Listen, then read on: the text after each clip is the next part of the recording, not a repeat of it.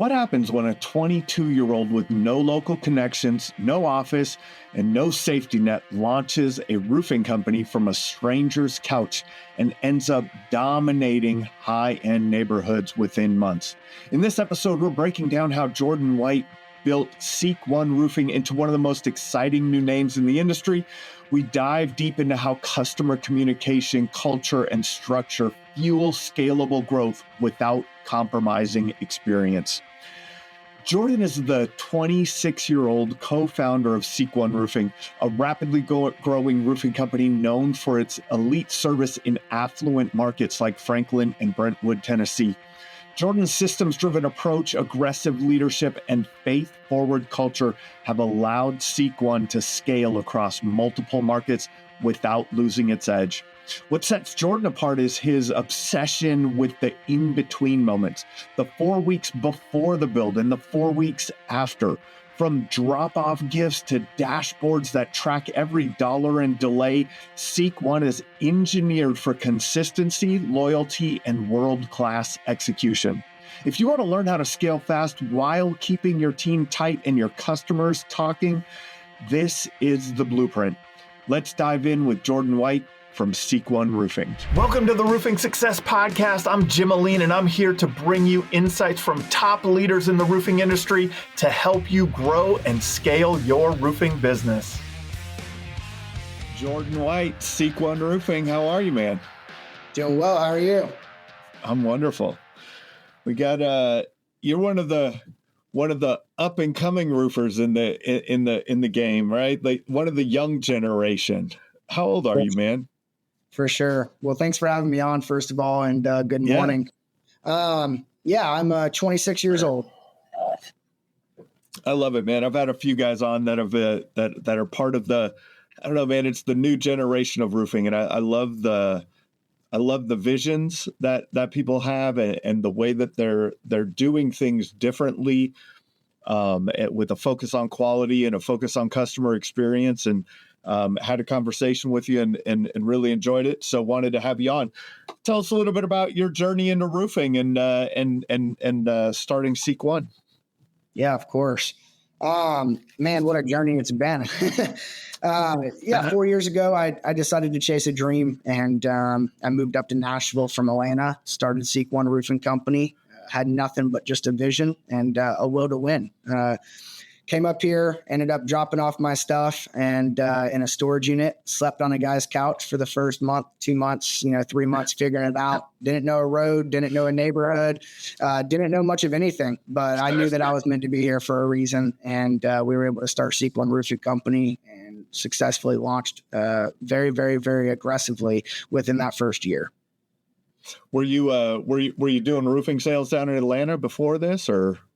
I was at the right place at the right time. I was able to be fortunate enough to work for a company in Atlanta that scaled to 9 locations within about 6 years and was able to reach about $100 million in revenue. Nice. So you got to see the potential firsthand. Is that a good way to put it? Yes, sir. Yeah, that's exactly what went down. I saw exactly what not to do and what to do. And my partner and I, we both came from that business. And I think we had a playbook of, exactly how to execute from watching extreme growth within a short amount of time. Yeah, because that is a short, like how fast did they go to 100 million? Within about 6 to 7 years. Yeah. Yeah, that's moving. For sure. And so we were able to take, a lot of that and integrate that into our own business. But I think more than what we took that was working was what didn't work. How do we, find the gap in the game that they had, solve that, and then kind of bulletproof our own operation? Well, let's start with that. What was the thing that you saw in a company scaling that fast that didn't work? I think the customer experience and customer journey was just dropped. stopped. And I think that communication is everything in construction. SeekOne Roofing Company, we have a couple different sayings, but one of ours is construction's broken and we're just fixing it.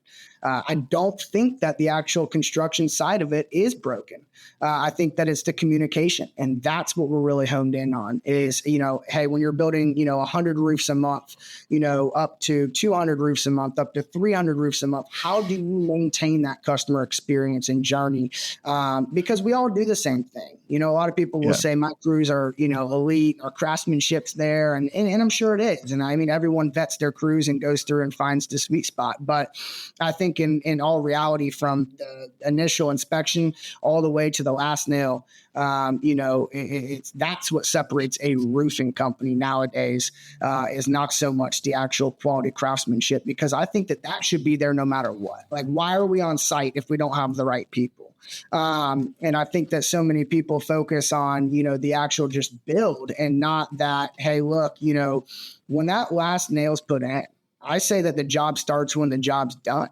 Because I think that a lot of people move after that job's done, and they go on to the next, and they kind of, leave that customer waiting for that check and, hey, just let me know when you get it. And I think that you can really excel in that last, 2, 3, 4 weeks post build where you're, firing them off a survey monkey that says, how was your experience with SeekOne? Maybe a survey on how was our project management and our, communication, a referral link, a walkthrough. Like, I think that the job starts when the job's done. And for most people, I think they just go to the next. I see that a lot. I see that a lot. It's always on to the next one. And I think a lot of times from a sales perspective, that's what it is, right? Like it's man, let's keep this thing going. Let's go to the next thing. Let's go to the next thing. Where did the communication break down in the big company, and what did you do? Like, you mentioned a few things, but what was the thing that you started with? Like that with SeekOne, like, okay, this is where we saw the communication breakdown most often. Mm-hmm. This is the first thing we focused on. Yeah, no, for sure. I think that roofing is a really spread out operation, from the initial inspection week 1 to an adjustment week 2, to a scope week 3, to a contract week 4. And then I noticed, well, guess what? A successful company is going to be about 4, 5, 6 weeks out on that schedule. If a company's only 1 week out, are they really in a high demand in their market, to be, used, for roofing projects in the community? I don't think so. And so for me, when I see that, wait a second, that customer's already gone through 4, 5, 6 weeks just to get to the contract to hand over and check, pick the shingle color, and pursue, the next steps. Well, how are you going to communicate with that person from, the contract to the build? I think it's very crucial to remind them each week, and so for us, that's what we noticed was the gap was, hey, look, the reps, he's going to communicate when is the, adjustment with the insurance carrier, and hey, have you received your first check, and hey, can we do a contract? But I think that there needs to be even more communication after that contract when someone just, agreed to do a high ticket deal with you at $30,000, $40,000, $50,000 to let them know each week, hey, we've got you.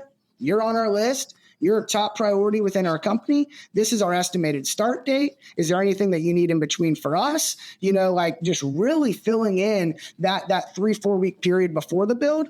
And then, like I said, the 3-4 weeks after the build, when they're waiting on that check, don't just move to the next.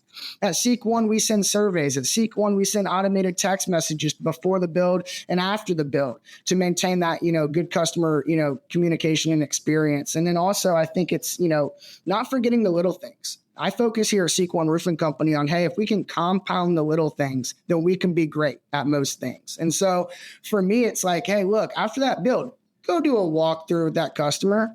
Hey, after that build, send them some photos and a little video of their project to showcase their house. Hey, after that build, please go through and figure out, a small gift, whether it's a $20 bottle of wine, whatever it is. How can we fill in, what other people are, and just doing those little things to compound an amazing customer experience. Let's start with filling the gaps that your reps leave, because I think that's a big one right there. From signed contract to build, it disappears off their radar a lot of times, right? And so they're not. What have been some of the gaps that you filled that you mentioned a couple of them. What have been the most impactful there?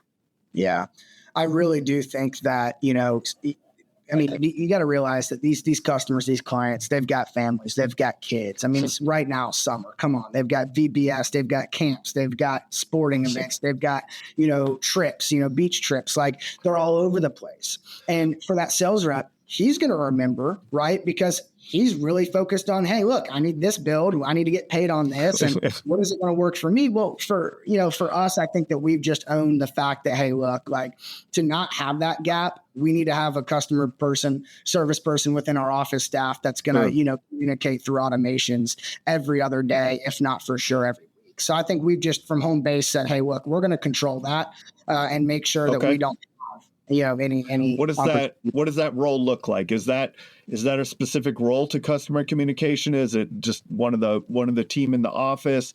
Does the communication get split up between multiple team members in the office? How does that work for you? It does. It goes from department to department all the way. Okay. And we all use, a platform I think a lot of people are familiar with called Podium. We're able to go through and use automations. And a lot of these are templates, don't get me wrong, but it's just having that pulse, letting that homeowner hear from you, hey, your job is moved from post-contract into, supplemental phase, or hey, your job's moved from supplemental phase to, pre-build and reminder, your build's next week. Hey, week of the build, just here's 10 reminders of what to do. Move your cars before. Hey, we're going to start that project at 6:30 in the morning. Hey, your, superintendent, here's his name, here's his information. So it's just really every week, just continuously letting them know that, hey, look, we're on top of it. And I think the more effort that we put into that, the less questions we get on the back end. And from an accounting standpoint, and collections, like when we ask for something, these people follow because we've been notifying them the entire process of what our expectations are. What have you found the best ways to communicate have been? Are you just doing emails? Are you doing emails, texts, phone calls? What's the communication mix that you guys have found? And I'm sure it's ever evolving, but what are you doing most of the time?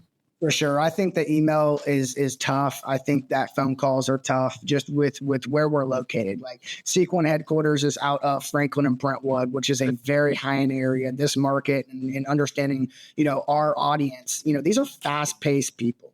These are very successful people. They don't want the email and they don't want a phone call. So I honestly think that the text messages have been great for us. They opt in and then they get notified the entire time. So I really took that from, hey, look, let's see what the customers want to do with the insurance carrier on the front end. When that claim's initiated, the claims rep says, hey, look, to notify you throughout this process, would you like to be email? Would you like to have text, or would you like to have phone call?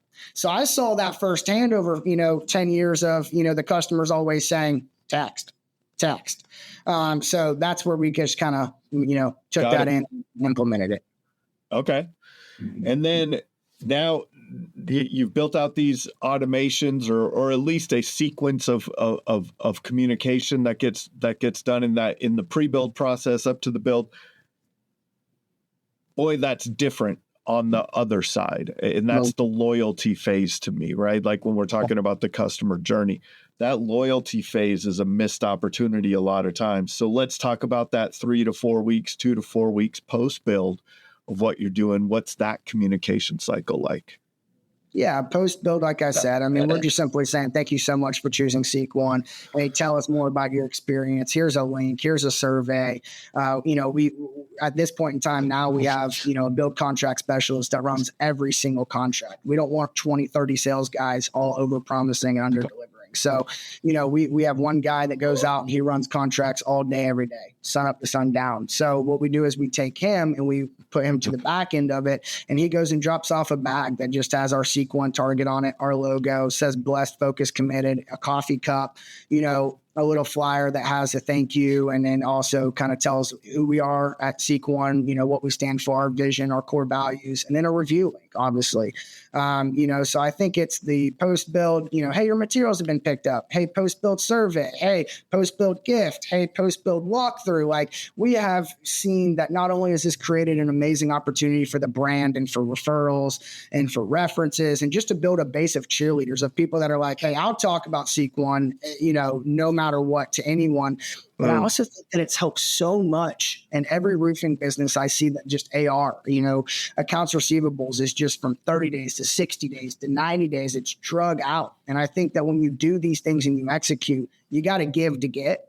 I preach that. And when we give what we give, I think that we can get what we need, which is that final check. And it's an easy layover. They're going, here it is. Or, hey, look, I don't have it, but my adjuster called me. It's coming. Like, we now have flipped the variables to where they're communicating with us on a high level. And that's, I didn't think of it from an AR perspective, but so what you're saying is you found that that you have a better collections process because of the amount of communication that you have. Do you think like it's just that they're used to communicating with you at that point in time? They've gotten so much communication that, it's just another contact or it's just more communication. What do you think is, and what, if you have measured it, what has the tangible difference been? I think it's both. I really do. Yeah. I think when we're communicating on a high level, they reciprocate that. They turn that back and they say, hey, look, we're going to communicate. But at the same time, I also think that when you update and you just continuously have a portal for them to see where their job's at and what's going on, right? Like, they want to help you because you've helped them. Like, when let's step it back for a second. I forgot to say, but when we initiate a claim, obviously we're already communicating, like SeekOne, but we have a custom roadmap. Like, let's be creative here and be different than just an automated text message, right? So we give them a tangible roadmap with step 1, 2, 3, 4, 5, 6, 7, 8. What does this look like, right? And then our text messages can actually be tied back to, hey, when Justin gave you the roadmap, when you first, decided to go with SeekOne Roofing Company, we're on step 3. Here's what it is, but also you have that. So it's just real easy to tie it back to that. So it starts with this roadmap. I love that. You're giving them the kind of these are the expectations that you'll have along the way. Now we're communicating through that roadmap, through the expectations. And one thing that you'd mentioned is that even at the end, you're giving them something that talks about the company, the core values. That makes me think, well, why didn't you do that up front? Right? Like, what are you doing there? How are you thinking about that? Before we carry on with the episode, let's give a shout out to one of our sponsors. I talk to contractors every day that feel stuck. Not because they're not working hard, but because they're missing the structure to growth without chaos. Or their culture's falling apart because their team's unclear, unaligned, or just burned out. And when change hits, they're reacting instead of leading because time and priorities aren't under their control. Day 41 Thrive helps to fix that with proven strategies for growth, culture, and leadership that actually work. Ready to thrive beyond the storm? Visit the link in the description or visit the Roofing Success Podcast website on the sponsors page to start your journey today. Even at the end, you're giving them something that talks about the company, the core values. That makes me think, well, why didn't you do that up front? Right? Like, what are you doing there? How are you thinking about that? Well, at the end of the day, I think that we always just want to come back when they think we're done. Another step. Like, when we sign that claim, they're thinking they're not going to see us till that adjustment. So it's like, wait a second, let's hit them with some messages now. Then it's like after the contract, they think they're not going to hear from us till the build. So, okay, let's then hit them there. And then after that build, they think we're done. I think the biggest thing is that we want to be able to put enough ammo in their clip to where they have every reason to speak highly about SeekOne Roofing Company. So if I give it all to them at the beginning, right, then I don't have enough to be able to consistently, impress them the entire time. Like, I don't want to give them everything about SeekOne and how great we are. I want to show it to you. And I think that when we wait to do some of those things on the back, they're like, wait a second. This is a faith-based company. Wait a second. Their core values are blessed, focused, committed. Like, I shouldn't have to sell you on that. And I teach and train and develop our team on the fact that, hey, if we execute and we live it out, then guess what? They're just going to have the aha moment at the end when they see all of what we really stand for. Got it. I like that. So when you're kind of providing this context to the company at the end, it's like, oh, that makes sense. They really do. They do this. Yeah. That's awesome. And then I want to go back real quick. You said, hey, look, yeah, what go were for it. Things, that you saw that missed? And I said client communication within the scalability of that last company that I previously worked with. Right. Yeah. And I think one other that I just want to touch on real fast is just, the love and the appreciation for the guys that do it.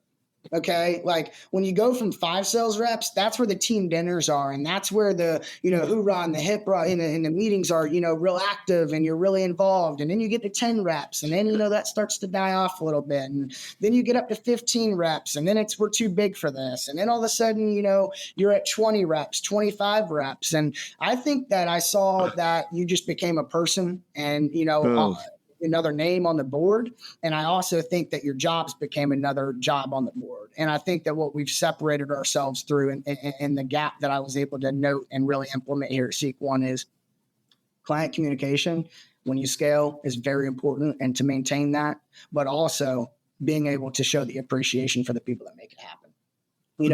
I still to this day, as the owner of this company, as an owner, I have a partner, but I handle the sales, the branding, the marketing, the vision, the energy. And I feel like when they start to feel you remove yourself and distance yourself, that culture and that atmosphere and that following all of those steps that we just talked about starts to, go down a little bit.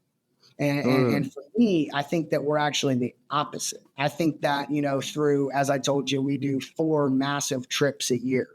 And we really invest in these people. And, it's like, hey, I ask for all of that communication and for that customer experience and journey to be that way. But at the same time, I give it to you. We make sure that we don't just give our guys, 2 shirts and a hat, right? Like I want to make sure that my guys have backpacks, that they've got, the gear, that they've got, all of us are in sync and in uniform and look the part, and that we've got, really nice vests and really nice hoodies and really nice jackets and hats and folders and literature and all of the pieces to equip our guys to be able to be as successful as possible. And we do that like every single other month. It's something new. Last week, we passed out all Nike backpacks to the entire sales team for them. 2 weeks before that, 3-4 weeks before that, it was custom polos that we went through, and I think that it's like, hey, look, like we want you to look a certain way and we want you to play the part a certain way. We're not going to require you to follow all these steps and processes and systems without giving you and showing you by, having a, Monday sales meeting every week, having a Friday sales meeting every week, having our team leader meetings with their teams every Wednesday, having their huddles daily. The structure, I think, is that, hey, look, I said it earlier, but too much is given, much is required. And so I think we can require a lot here. How are you keeping that connection? Because what are you guys on your 3rd location now? I think is, if I'm not mistaken. How are you? That mistake or something that could be improved upon that you saw at the other company where it was just the name on the board, it just another sales rep, and that distance between the leadership and the sales team. How. You talked about some meetings and the company swag and different things, but like, how are you staying connected? How are you and Connor staying connected to the team? Yeah, great question. I think that for us, we're here every day. A lot of times we're the first here and the last to leave. And, that doesn't go unnoticed. I think one big piece is that Connor and I both, it's a very unique situation. Connor, handles the production, the operations, the books, the finances. He manages the entire office staff and all the departments. And guess what? Connor's worked for multiple roofing companies. Connor worked for SRS. Connor's a general contractor. Like Connor has done every section and part of the job. And so have I from a sales standpoint, to where when we say what we need and what we want and we point the finger, we're not saying to go do something to any team member that we don't do ourselves or haven't done. And so I think that we, once again, can demand a lot because not only are we really engaged and involved at a high level within the day-to-day and the week-to-week and all the meetings and all the structure, but also I think there's a lot of respect for the fact that, you know, if I say that this is what we need to do and how we need to do it, well, guess what? I'm doing that too. And so I hear high standards for the team. Yeah. Right. For sure. Like they have high standards for the team. How are you tracking those standards? Are you looking at certain KPIs? Are you looking at like, what are you doing to really measure those standards? And then when does the conversation begin of, and how is the conversation had of, hey, we're getting off track here. You're not meeting the standards of SeekOne Roofing. Yeah, I'm really glad you asked that. This is kind of my forte and kind of what fires me up. So, you know, I really believe that what doesn't get measured doesn't get moved. So you said, how do we measure that? Well, I'll tell you, once again, because I came from this and I saw what needed to be done, this was another variable of what I didn't see and didn't have where I came from, which is, you know, I should be able to know how many customers, what my average ticket is, what my average approval rating is, what my, you know, scope amount is with what insurance carrier, you know, what are the upgrades sold on all my jobs? When are all my builds? Where are all my builds in repair? Where are all my builds in the collection stage, you know? So I think what we did was we invested in a early stage of SeekOne into a data IT individual. Yes. So his role, Alan, is to make sure that we have the right, you know, platforms to be able to relay all that information. And so at SeekOne, we've actually built out a custom platform that is a, you know, dashboard for every single department. And so in our office, if you walk in within 30 seconds, you can tell where every section of this business is. And it's tracked to a penny and down to the minute. And so we have one massive TV that has the production, how many builds, whose builds, what's the average ticket, when are they, where are they located, what crew, what superintendent's on that build. And we've got that rolled out for the next 30 days, weather pending.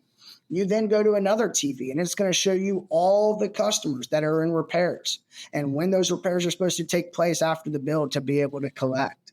You know, we have another TV that has a leadership board of where all the leaders are within the sales, a leaderboard that shows, you know, first place all the way to last, you know, where they're at in revenue.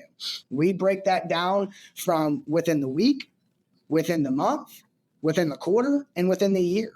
And so we track all of that, you know, who has the, you know, the largest, you know, project, who has, you know, the most projects, you know, so we've got everything you could think of. And then we have another board that breaks down the teams within the teams. So we have team leaders at SeekOne Roofing Company.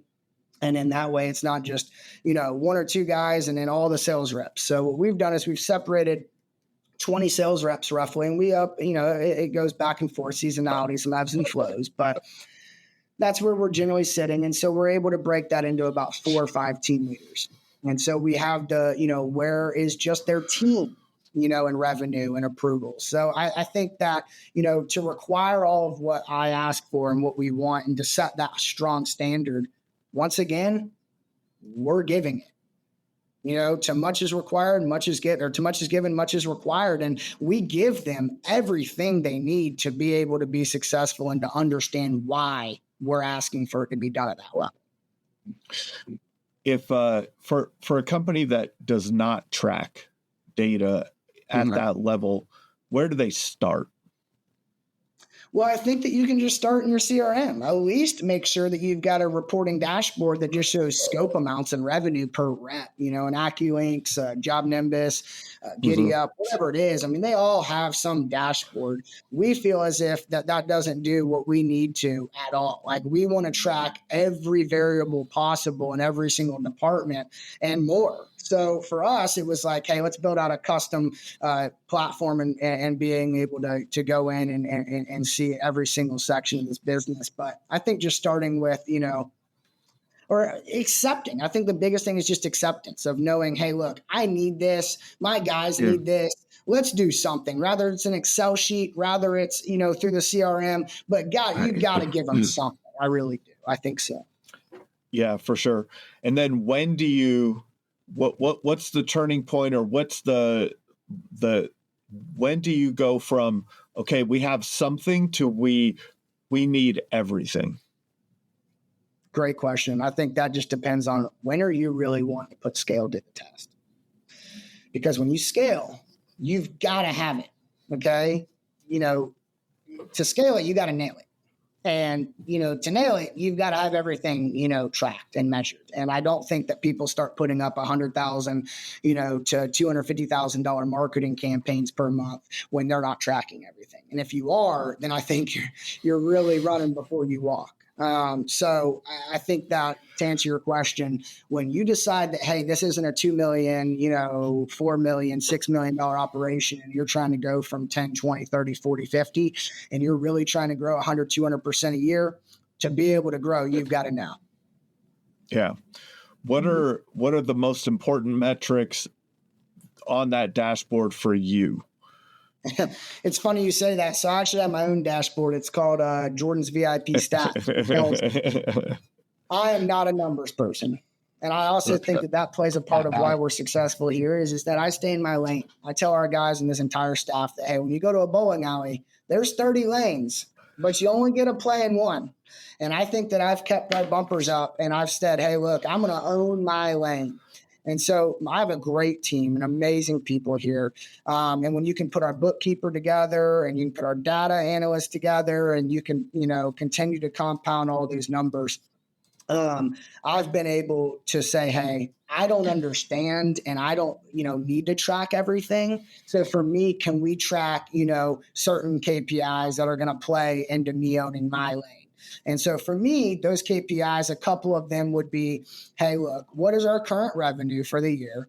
What is our revenue, for the month? What's our revenue for the week? How many signings, contingencies for the insurance carrier do we have per week, per month, per year? How many approvals, and how many builds? And then what's our average ticket? The average ticket really helps because I know right now that we're running, I can look at the TV in front of me and tell you, our average scope right now is $26,287. So if I know that we've got this many approvals or this many contingencies, I'm able to do simple math, and it really helps me, and it honestly keeps me calm. When I, day to day, week to week, just being able as a business owner, there's so much stuff that gets done. There's just so much stress. And like right now in Nashville, it's Mother Nature. Like, it is literally raining every other day. So because we track all of that, we're able to call a meeting, being able to really understand, hey, look, we signed 300 deals in the last 45 days. We had a storm hit. So our approval rating sits at 86%. So I can take 300 times 86%. And then I know our average ticket is $26,287. So I can say, okay, we're anticipating around $8 million of revenue coming in. And hey, our production board, it tells me how many builds we can put into the ground, how many superintendents we have to be able to maintain that experience that we want. And so when you can put all that data together, you can really, really, really nail it and scale it. Yeah, for sure. And I think one of the things that you said that's important for people to know is what data is most important to you. Mm-hmm. You're tracking all kinds of data, but you have to have your view of that data. Your production manager has to have their view of the data. Your sales managers, your team leads, whoever, like they have to have their vision of the view of that data also. Brentwood and Franklin, you'd mentioned more high-end neighborhoods, high-end areas. How did you break into the high-end neighborhoods and win the trust in those markets? I know you're enjoying the episode, but let's give a shout out to another one of our sponsors. As a roofing marketing agency owner and coach, I've seen it all. Great marketing wasted because no one follows up fast enough. That's why I built Power Up Agents, not just a receptionist. Our AI handles the entire customer journey, from answering the first call to booking the job to post-job surveys and reviews. 24/7, inbound, outbound, even multilingual. If you want leads followed up instantly and customers nurtured automatically, visit the link in the description or visit the sponsors page on the Roofing Success Podcast website. Your full AI team is ready. Brentwood and Franklin, you'd mentioned more high-end neighborhoods, high-end areas. How did you break into the high-end neighborhoods and win the trust in those markets?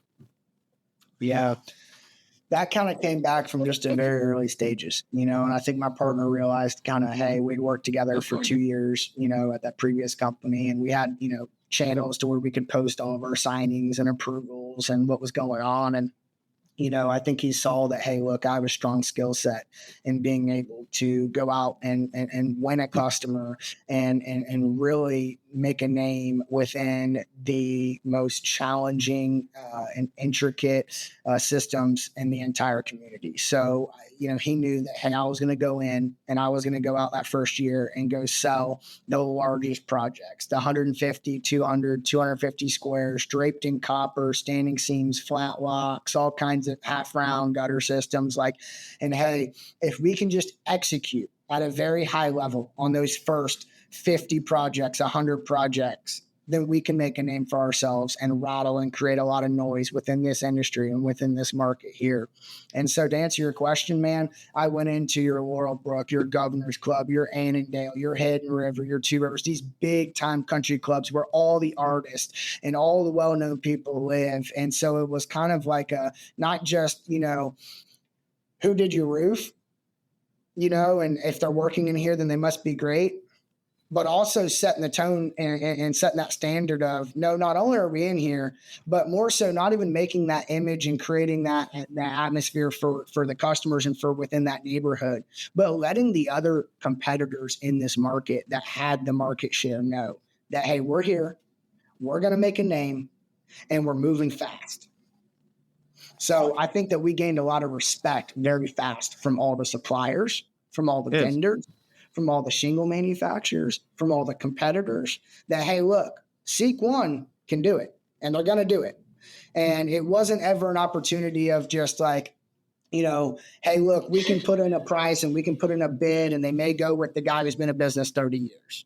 Right? I knew that I was going to be able to set myself apart coming in here early on and building in this upper echelon of, $5 to $10 million homes. And so that's what I think really helped create the brand, create the name, and, allowed everything to kind of compound from there, was just aggressively coming in and working in areas in this market that most people don't work in for 20 years. Yeah. What gave you the confidence to do that? Because, that seems like, that's what is lacking maybe in some other people in like, I don't know if I want to go there yet. Right. Well, I always tell my guys, I say, hey, look, the roof size varies, it may be steeper, it may be bigger, but the front door is always the same. So for me, and being a young company and being somewhere new and needing to really, really, really build up and create that name fast, without having departments, without having an office, without having reviews, without having a website, right? I had to go in there and knock down those projects to be able, to scale a little bit quicker, because I had to come from the approach that, hey, less is more. Right?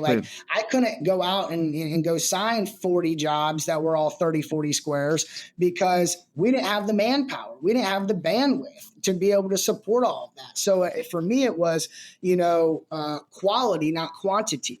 I'd rather have 10, 6-figure plus jobs that would make up $1 million in revenue than I would, let's just call it 40, 50, $20,000 jobs. And so for me, it was I was forced into that. Number one, I like it. I'm a fast-paced, aggressive sales guy that kind of likes hey, look, I want to come in here, and if I'm going to do this, I might as well go work with the best of the best and the biggest. But I also think that I was a little bit kind of driven to go do that because it was less writing of estimates, less material orders, less project managing, but then on the flip side was, creating a bigger name faster. So I think it all just kind of was the right recipe out the gate, was doing less jobs, but doing, more complex project. All right. And now over the years though, from that year one, you're moving at more of a scale. How did you approach building your team as you've grown there? Yeah. And back to what I said, a little bit ago, I think my team really respects me because I've done every end of this. I'm not telling them to go drop off that client gift or to go, to the build and do this, or, to communicate at this high of a level, or to wear this, uniform, or to, make sure the truck looks a certain way, without me doing that myself. Right. So, I think that they kind of followed that, hey, look, like SeekOne Roofing Company is bad to the bone and does the big projects. And so I think they all come in here and have to start somewhere. But I think the goal is, hey, look, I want to do what SeekOne's been able to do by, taking care of these large scale projects. I think they've kind of followed suit in that because the brand carries that name of complexity. Nice. And then as you've been scaling the team, what lessons have you learned about hiring the right people? Well, I think that's a big note that we took from the previous company of one of the, to not do was, in our book, and that playbook was, hey, look, man, they had 3 people that were full-time recruiters that sat in that office, that had a headset on, that were on a Zoom call doing an interview almost every hour of the day. It got to a point where they were interviewing so many people, they started doing what they called an SOM, a sales opportunity meeting, so that they could have 20 people hop on one Zoom to tell what the job is and what the company stands for and how they operate and what it looks like. And so for me, it's never been let's hire, as many people as we can, throw it at the wall and see what sticks. Let's put them in the field and see if they sink or swim. It's never been that way. Let's tie it back to the community here. I understand where I work, right? I understand this market. It's not just some small town and you can have whoever or whatever representing your brand. I have to have elite level, educated, very, very organized individuals. So for us, what have we been able to do? I've taken the approach from some other mentors of mine, of, hey, look, like we want the athletes. Right? Because I feel like athletes are dedicated. I feel like they're committed. I feel like they buy into the bigger mission and vision of our team player and understand why certain things are taking place. So for us, I was actually able to go hire a lot of young guys, that came from either playing high school sports or college sports. And then, not even just to sports, but man, I'd say more than half of our team, if not 3/4, is college educated from big schools, from the SEC schools, from your Ole Miss to your Alabama to the University of Georgia to UT. Like we hire, I think, upper level people. And I think we've been able to do so because of where we're located. So we realized, wait a second, these people are here and they're not in the roofing space. If we can go take those people, put them in the roofing space, coach, develop, and mold these individuals, then I think that we can go back to that customer experience of realizing where we're located and what these people are owed. And that we can really actually do something special and do something different. So at SeekOne Roofing Company, our guys are just there. These are top-notch people, man. These are people you want to be around and you want to do business with. I was talking about this on an RSRA call recently where, you find we think about it in marketing, it's your buyer avatar, your customer avatar. I was like, man, you have an employee avatar too. And it sounds like you've started to define that employee avatar, educated, this, that. How have, what are some of the characteristics of that employee avatar from the sales perspective? Let's start with sales, and then maybe we'll also speak to the operations side and production side of things. Yeah. So I say this all the time. It's a quote from Nick Saban. Mediocre people don't like high achievers, and high achievers don't like mediocre people. And I think that's what's taking place at SeekOne. I think that when you walk in this office, there's just something different. I think a lot of people talk about culture, but like I said, within those customers, we don't want to have to tell them that we're faith-based, or, we don't want to have to tell them our core values, because we want to show them. I want to live them out. And I think that that's what we do here. Like, there's just something different in the air in this office. Everyone knows it when they walk in here. And I think that, these guys, when they come and they, just from the second we onboard them, they understand that they're committed, right? Like, we've got their gear, we've got their folders, we've got their agreements, we've got their 6-week SeekOne Sales Training Academy. And what are those expectations? And I want you to initial right now, week 1, all the way to week 6. And we're going to sit down each week and we're going to go over that. And so I think that from the day and the moment that they start here, they understand that, hey, this isn't just a, is this going to work? I might try this. I was telling, one of our VP of sales the other day, I said, look, if we give them a little, it's a lot easier for them to give us a little. And when we give them a lot, I took this from a guy, Tommy Mello, he owns Garage Doors, and I've had many conversations with him, and I listened to a podcast, a home service expert, that he runs, and I've listened to a lot of them. But the other week, he actually had an A1 employee on, and her role was just simply onboarding and training. She runs a full-on training department. She's got 6 trainers below her, and she said it's now at a point in time, Tommy, where they're removing themselves and they're saying the word sorry. And we would have never thought that in a million years. And it's because we're giving them so much that they feel bad raving. And I thought about it and I was like, wait a second. In these home service business jobs, whether it's 1099, W-2, whatever, door-to-door positions, sales, I think everyone's mentality is, I'm going to come in and try this. They've turned that now to where at A1 and from day one, this will be the last time you ever onboard someone. And I think that when you can, mentally and psychologically get them to understand that, hey, we're starting this, we're doing this, and we're not going to quit. We're not going to back off. If you just follow and don't give them the month, don't give them the year, simply week by week, have that team leader, have that inside director of sales, have that VP of sales sitting down with them every week, 2 or 3 times a week, going over what is it that you've got to do this week and making it clear. I don't think that people leave. Our retention rate at SeekOne Roofing Company is absolutely one of the most impressive things that we've got.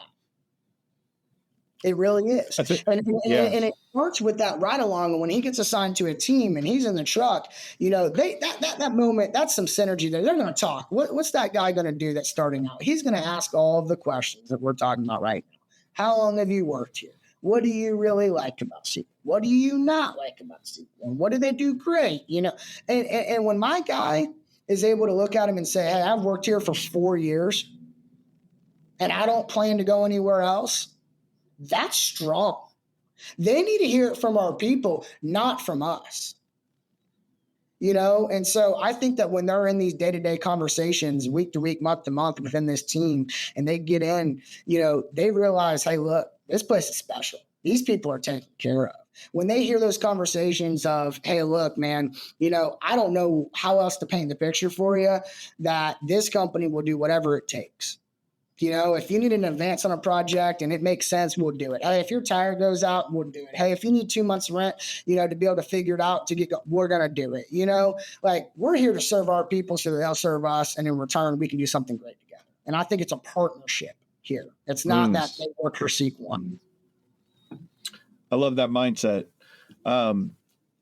You talked about the company that had the recruiter on the phone doing interviews over and over again. Do you guys? I feel like there's a recruiting versus hiring mentality? Do you guys have a recruiting or hiring mentality? I know you're enjoying the episode, but let's give a shout out to another one of our sponsors. Stop going at it alone, because growing a roofing company today is not what it was like even 3 years ago. Not with the economy, not with private equity, not with AI taking over the world, and let's not forget insurance rewriting the rules. Join the community of roofers who don't really like roofers. We share our winning secrets to help each other dominate in today's fast-changing and unpredictable times. Click the link in the description to apply to join.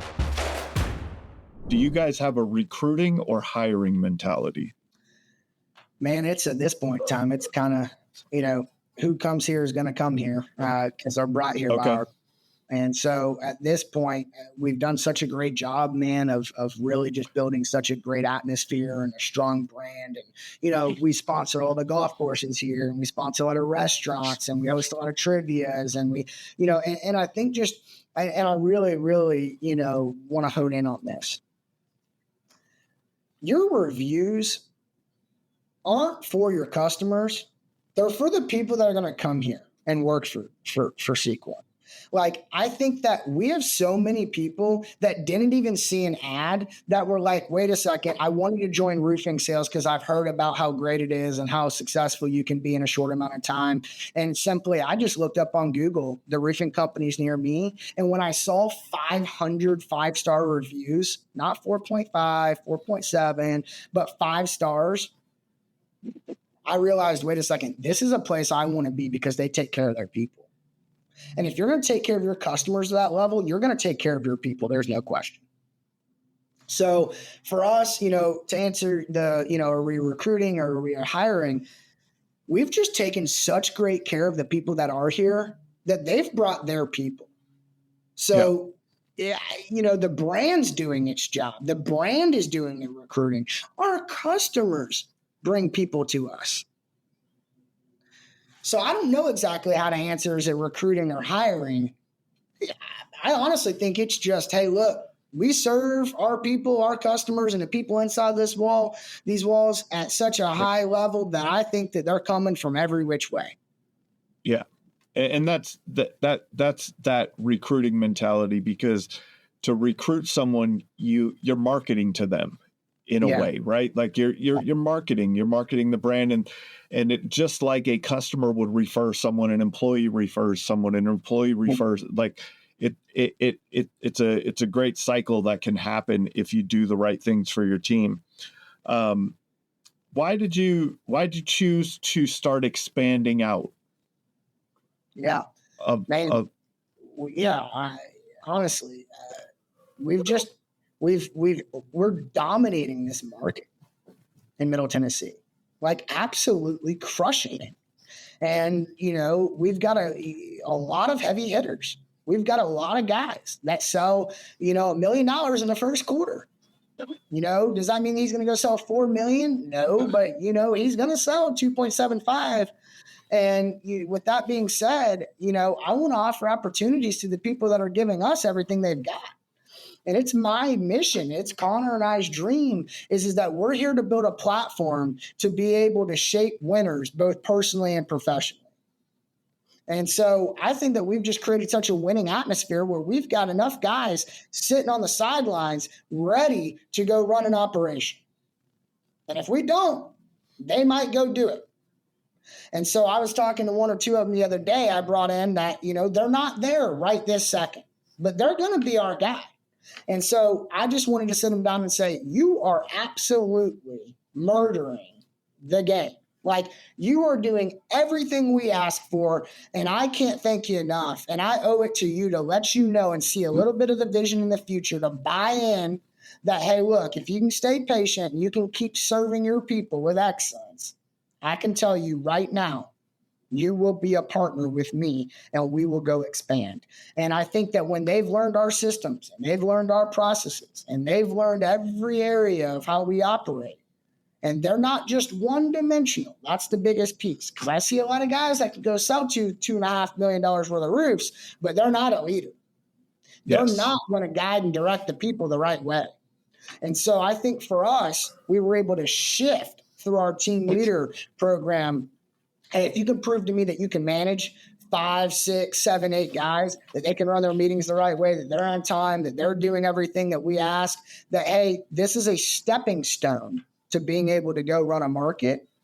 And so I think that we've just had that opportunity where I've had some guys like Chase, for example, he's a general manager over in Huntsville. And, Chase, he's everything you could want. And it's a combination of being able to develop that individual and at the same time being able to grow where we don't feel the burn or an impact of that guy not being in this market.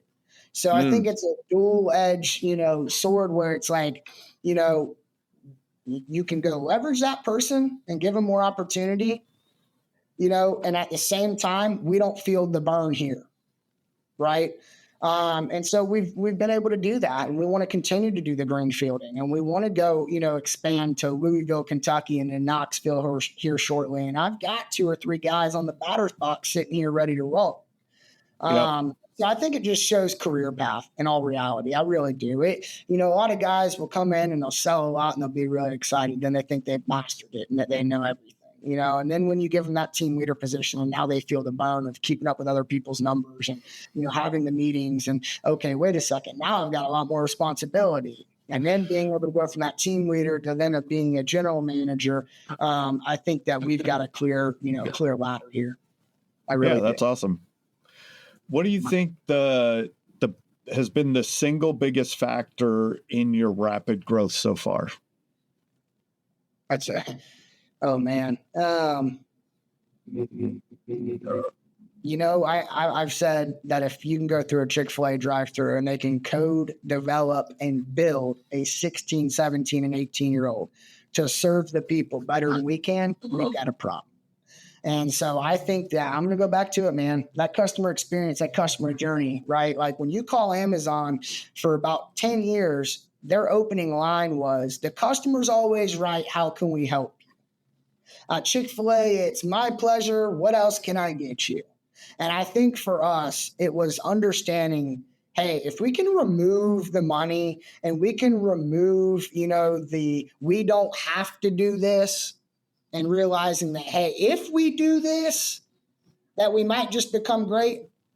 I think that's what it is. I think that we've realized that, hey, look, if we can do all the little things, then we can be great. And then I also think that, man, we just serve our people. We really do. I think that we serve our people. We bust our tails. We treat every job as if it's the same. I treat the guy who sells $100,000 a month versus the guy that sells $500,000 a month the exact same. And I think that when you can put all that, you can tie all that together, I think that it creates something special. I really do. Awesome, Jordan, man. Thanks for your time today. This has been another episode of the Roofing Success Podcast. Thank you for tuning into the Roofing Success Podcast. For more valuable content, visit roofingsuccesspodcast.com. While there, check out our sponsors for exclusive offers, shop for merchandise, and sign up for our newsletter for industry updates and tips. Also, join the Roofing Success Facebook group to connect with other professionals and stay updated on the latest trends. If you enjoyed this episode, please subscribe, like, share, and leave a comment. Your support helps us continue to bring you top industry insights. The website link is in the description. Thanks for listening.